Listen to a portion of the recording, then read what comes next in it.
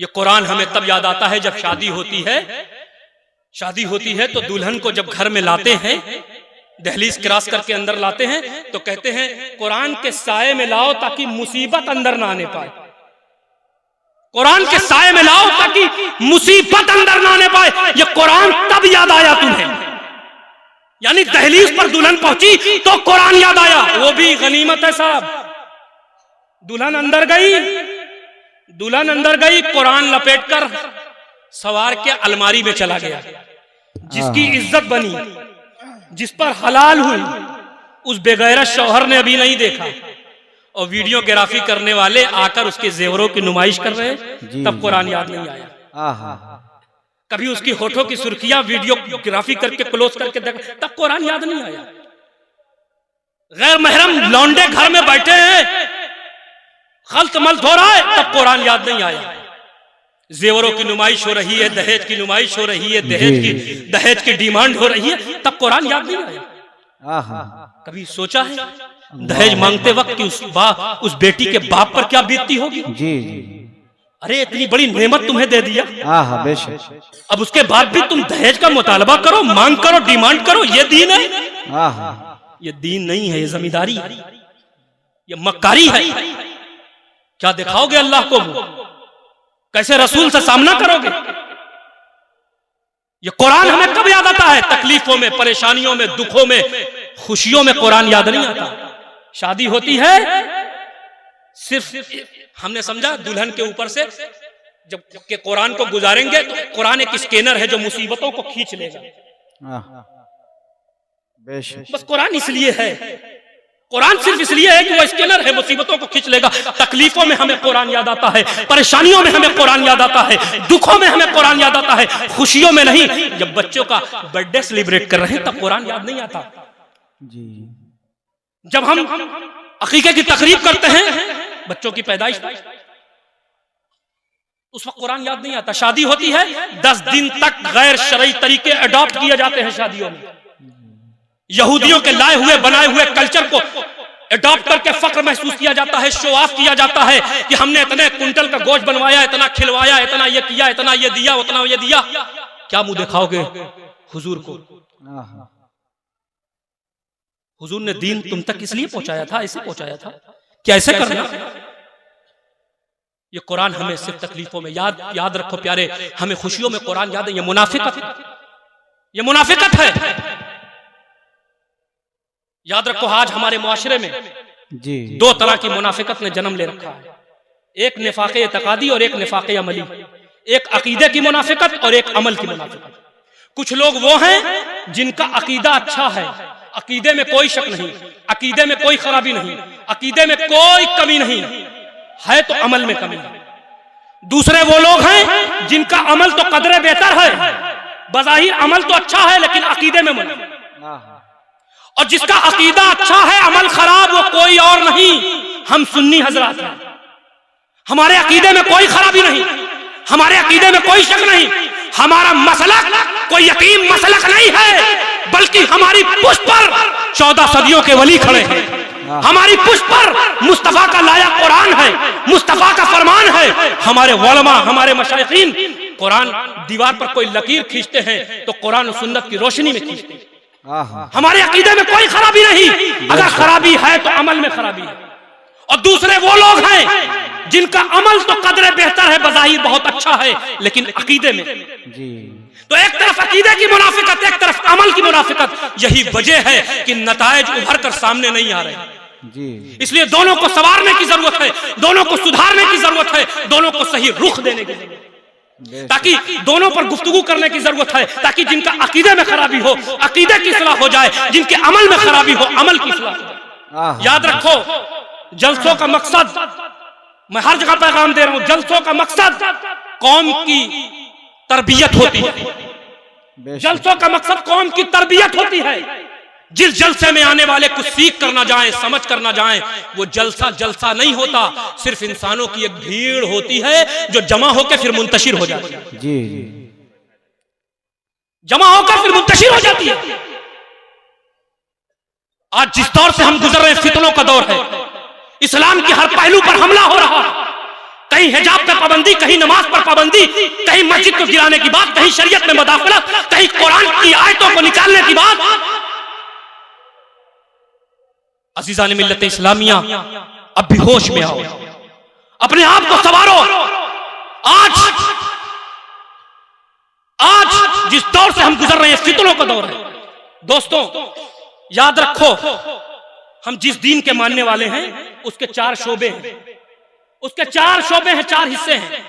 पहला शोबा अकायद का यानी अकीदे का, दूसरा शोबा इबादत का, तीसरा शोबा मामलात का, और चौथा शोबा अखलाकियात का। कभी ऐसा होता था कि इस्लाम के किसी एक पहलू पर हमला होता था, लेकिन आज चौतरफा हमला हो रहा है। आज कुछ मुफ्त के मुफ्ती यूट्यूब पर बैठकर कभी सहाबा का की आड़ लेकर अहले बैत को, कभी अहले बैत की आड़ लेकर सहाबा को तंज कस रहे हैं, बदतमीजी कर रहे हैं, गुस्ताखी और बेअदबी का सिलसिला जारी है।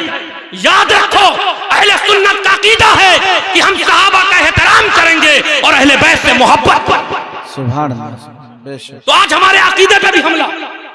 दूसरा शोबा इबादत का है। आज हमें लौलाब में फंसाकर इबादत से गाफिल कर दिया गया, इस पहलू पर भी हमला। तीसरा शोबा मामलात का है। आज हमारे मामलात बिगाड़ का शिकार है, इस पहलू पर भी हमला। और चौथा शोबा अखलाकियात का है। आज हमारी अखलाकियात तबाह हो चुकी है। उसका सबब यह है हुजूर के गुलामों कि हमने दीन का वो हिस्सा तो लिया है जिसका ताल्लुक ज़ौक के साथ है, शौक के साथ है, मस्ती के साथ है। दीन का वो हिस्सा तो लिया जिसका ताल्लुक ज़हनी तायुश के साथ है, दीन का वो हिस्सा लिया। जिसका ताल्लुक आम सादा लफ्जों में जिसका ताल्लुक कानों के चस्के के साथ है, मस्ती के साथ है, उस हिस्से के दीन को तो लिया, लेकिन उसे छोड़ दिया जिसके अमल से तबीयत पर बोझ पड़ता था, जिसमें ईसार था, जिसमें कुर्बानी थी, जिसमें बलिदान था, जिसमें सैक्रिफाइस थी, जिसमें मेहनत लगती थी। आम सादा लफ्जों में बता दूं, नमाज फर्ज थी, नमाज फर्ज थी, नमाज छोड़ दिया। फातिहा, नियाज, चादर, गागर मुस्तहब को फर्ज बना दिया, फर्ज को मुस्तहब। मैं ये इसका मुखालिफ नहीं हूं, लेकिन बात इसलिए कर रहा हूं कि आज नमाज पर तवज्जो नहीं। एक दिन हफ्ते में तुम जुमा पढ़ता है, एक दिन हफ्ते में तुम अपनी मस्जिदों से जब निकलते हो जुमा के दिन, मैंने पूरे हिंदुस्तान में और बाहर के देखा कि जब जुमे के दिन मुसलमान अपनी मस्जिदों से निकलते हैं तो तमाम दुश्मनाने इस्लाम की जो दुश्मनाने इस्लाम हैं, जो इस्लाम से नफरत करते हैं, जो इस्लाम के नफरत करते हैं, उनकी आंखें फटी का फटी रहती है देखने के बाद। एक लम्हे के लिए सोचो, अगर तुम 5 वक्त की नमाज में अपनी मस्जिदों से निकलोगे तो क्या आलम। आज मैं आ रहा था इस्लामपुर की तरफ से, हर 200-400 मीटर पे मस्जिद है, लेकिन एक मस्जिद में उतरा नमाज के लिए, 1-2 सफ मुश्किल, मगरिब की नमाज के लिए 2 सफ मुश्किल। जुमा के दिन पूरी मस्जिद भर जाती है, बाहर बिछाना पड़ता है। 5 वक्त की नमाज में हाल ये है, 1-2 सफ मुश्किल। जब तक मस्जिदें कच्ची थी नमाजी पक्के थे, जब से मस्जिदें पक्की हो गई नमाजी कच्चे हो गए। याद रखो, ये नमाज की बात इसलिए कर रहा हूं, आका नबी करीम सल्लल्लाहु ताला अलैहि वसल्लम ने फरमाया, मेरा दिल चाहता है कि मैं मुअज्जिन से कहूं अजान दे मस्जिद नबवी में, और हमारे तुम्हारे आका फरमाते हैं कि मैं मदीने की गलियों में चला जाऊं, अजान सुनकर जो मस्जिद नबवी को नमाज के लिए नहीं आते, हमारे तुम्हारे आका फरमाते हैं, मैं मोहम्मद, मेरा दिल चाहता है मैं उन घरों को आग लगा दूं मकीनों के समेत। हमारे तुम्हारे आका बेनमाजियों के घरों को आग लगाना चाहते हैं। मुगालते में मत रहो, गलतफहमी मत पालो। हमारे तुम्हारे आका फरमाते हैं, मैं उन घरों को आग। सोचो एक लम्हे के लिए, जो नबी बेनमाजियों के घरों को आग लगाना चाहते हैं, वो कल कयामत में बेनमाजियों को सीने लगाएंगे। और फिर मैं कहता हूं, नमाज मुस्तफा की आंखों की ठंडक है। उलमा से आप सुनते हैं, नमाज मुस्तफा की आंखों की ठंडक है। जो तुम नमाज पढ़कर मुस्तफा की आंखों को गुंबदे खदरा में ठंडक नहीं पहुंचा सकते, तो एक लम्हे के लिए सोचो, फिर मुस्तफा से नजरें मिलाओगे कैसे? आज जिसकी पुष्प पर हाथ रखो वो आशिके रसूल बना बैठा है। कौम को पुतली तमाशा बना दिया गया है। आज कल हमारे जलसे स्टेज शो बन चुके हैं। जिसकी पुष्प पर हाथ रखो आशिके रसूल बना बैठा है। आशिक रसूल बना बैठा है। सूफिया बुजुर्गान दीन क्या फरमाते हैं, कोई तुमसे पूछे नबी से इश्क है, मोहब्बत है, चुप कर जाओ, जवाब मत दो, जवाब दोगे तो फंस जाओगे। कहा हुजूर कैसे? कहा अगर तुमने कहा इश्क नहीं हुजूर से, अगर कहा इश्क नहीं हुजूर से तो काफिर हो, और अगर कहा इश्क है हुजूर से तो झूठे और मुनाफिक हो, क्योंकि हुजूर के आशिक तुम्हारे जैसे नहीं होते कि नमाज ना पढ़े और रसूल के आशिक हो, झूठ बोले और रसूल के आशिक हो, माँ बाप का दिल दुखाए और रसूल के आशिक हो, ज़िनाकारी करे और रसूल के आशिक हो। नहीं, रसूल का सच्चा आशिक वही है जो किसी शय का मालिक, गौसे आज़म फरमाते हैं वो किसी शय का मालिक नहीं होता, बल्कि उसकी हर शय के मालिक खुद मुस्तफा होते हैं। क्या मतलब? घर उसका होता है, निजाम मुस्तफा का चलता है, बेटियां उसकी होती हैं, पर्दा रसूल का चलता है, बच्चे उसके होते हैं, तालीम मुस्तफा की चलती है। अजीजान मिल्लत इस्लामिया, याद रखो, आज अफसोस के साथ कहना पड़ रहा है, वो मस्जिदें जो नमाजियों से भरी रही थी, आज उनकी चटाइयां नमाजियों के मुंतजिर है, इंतजार कर रही है पढ़ने वालों। वो कुरान जो हमारी झोलियों से जुदा नहीं होना था, आज पढ़ने वालों का इंतजार कर रहा है, अलमारियों में सजा सवरा पड़ा है। हमारी आइडेंटिटी खतरे में है, हमारा तशख्खुस खतरे में है, हमारी पहचान खतरे में है, हमारे बच्चों का आने वाला मुस्तकबिल खतरे में है। इसलिए हुजूर के गुलामों, सही रुख की तरफ आओ, सही डायरेक्शन की तरफ आओ। हुजूर से सच्ची मोहब्बत तभी तुम्हारी कामयाब होगी। याद रखो, जो मोहब्बत, आखिरी जुमला, जो मोहब्बत तुझे बिस्तर से उठाकर मस्जिद तक नहीं पहुंचाती, वो मोहब्बत तुझे कयामत के रास करके, पुल से रात के रास करके जन्नत तक कभी नहीं पहुंचाती। जो मोहब्बत तुझे बेदार करके फजर में मस्जिद तक नहीं पहुंचाती, याद रखना प्यारे, वो मोहब्बत तुम्हें जन्नत तक नहीं पहुंचाएगी। आज हरमकारी कर करके आंखों पर गफलत का पर्दा बिठाते चले जा रहे हो। आज जो हाल चल रहा है, मैं उस पर बात कर रहा हूं, मैं किसी एक को नहीं कह रहा हूं, जो हाल चल रहा है। सोचो मुस्तफा को कल कब्र में पहचानोगे कैसे? बेहयाई के पर्दे, बेगैरती के पर्दे आंखों पर मुसल्लत कर लोगे, हरामखोरी कर करके जो पैसे खाओगे तो तुम्हारी आंखों पर गफलत का पर्दा होगा, फिर मुस्तफा को पहचान नहीं पाओगे। कभी कभी सोचता हूं, हुजूर के सामने कैसे खड़े होंगे हम, क्या मुंह लेकर जाएंगे?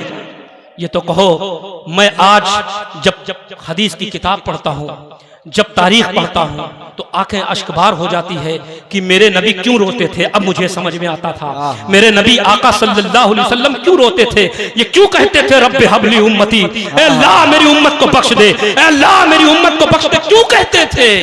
वो जानते थे कि मेरी उम्मत में ऐसे लोग होंगे जो नमाज नहीं पढ़ेंगे लेकिन मुझसे मोहब्बत का दावा करेंगे, जो रोजा नहीं रखेंगे लेकिन मुझसे मोहब्बत का दावा करेंगे, साहिब निसाब तो होंगे, ज़कात अदा नहीं करेंगे मेरे कहने पर, लेकिन मुझसे मोहब्बत करेंगे। इसलिए कहते थे, अल्लाह मेरी उम्मत को बख्श दे। कम से कम उस मोहब्बत की लाज रखो जो हुजूर ने दुआएं की है, उस दुआ की लाज रखो। हुजूर के गुलामों, ये खानकाहों का पैगाम है, ये कोशिश मेरी होती है इस वक्त जहां भी जा रहा हूं, यही पैगाम दे रहा हूं। इस वक्त जलसे में इसकी जरूरत है, जलसे में इसकी जरूरत है, फजूल बातों की जरूरत नहीं है, नारे हाथ उठाओ इनके नाम पे हाथ, ये सब कहने की जरूरत नहीं है। जलसे में मकसद लेकर आया करो जी, जलसे में एक खास मकसद के तहत आया करो कि आज हमें कुछ सीखने को मिलेगा, नबी की हदीस सुनने को मिलेगी, कुरान की आयत पर बात होगी। ऐसे बात होती जो आयत मैंने ली है उस पर गुफ्तगू करता, लेकिन हजरत भी तशरीफ फरमा है, आप इंशाअल्लाह बेहतरीन मरकजी खताब इनसे भी समाअत करेंगे। हजरत की भी दुआ चाहूंगा। आइए बुजुर्गों के नक्शे कदम पे चलते हुए मेरे साथ वो अल्फाज दोहरा लें जो मैं पढ़ रहा हूँ। पढ़ लीजिए, अस्तगफिरुल्लाह रब्बी मिन जमीअ मा करअल्लाहु कौलन फ़िअलन समअन नाज़िरन वला हौला वला कुव्वता इल्ला बिल्लाहिल अलील अज़ीम। ए अल्लाह, मैं तौबा करता हूँ अपने तमाम छोटे बड़े गुनाहों से और तेरे महबूब को वसीला बनाकर तेरी बारगाह में सिद्क़ दिल से तौबा करता हूँ। ए अल्लाह हमारी तौबा का कबूल फरमा। अस्तग़फिरुल्लाह रब्बी मिन कुल्लि ज़ंबिन व अतूबु इलैहि व आखिरु दवाना अनिल हम्दुलिल्लाहि। अस्सलामु अलैकुम व रहमतुल्लाहि व बरकातुहू।